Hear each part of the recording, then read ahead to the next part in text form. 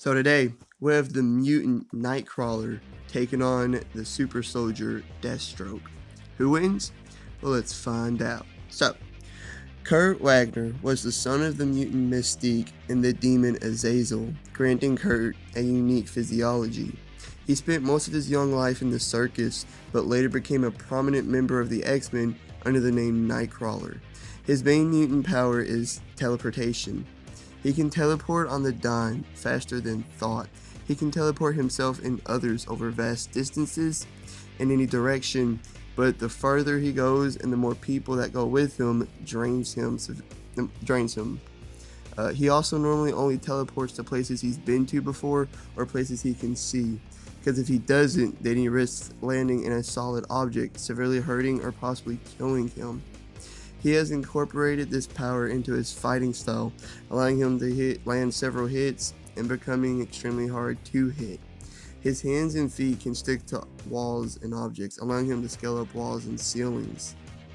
His bone structure allows for great flexibility and agility. He can distort his body in ways no human can, and his agility is on par with Spider-Man's.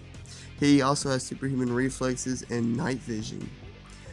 He has a tail that he incorporates into his fighting style as well. It's strong enough to lift a grown man off the ground, and he can use it as a sword or blunt object or weapon. Due to his great agility, he's a master acrobat, and he's a master combatant due to his training with the X-Men and being an expert fencer / swordsman, and perfectly utilizing his teleporting ability intel in combat as well. And in the other corner, we have Deathstroke. Genetically engineered to surpass all human limits, Slade Wilson went through a scientific experiment that enhanced his physicality, gave him a nice healing factor, and enhanced his mind. He's strong enough to lift 2 tons, fast enough to tag Kid Flash in combat. His healing factor allows him to heal from bullet wounds and broken bones quickly, and even being shot in the head. But he can't regrow lost limbs or eyes, obviously due to the eye patch.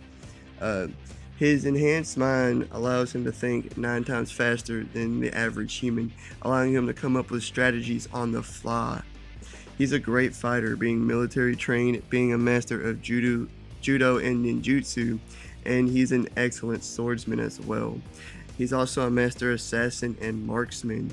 He goes into battle wearing the Icon suit, which is powered by his kinetic energy and is bulletproof.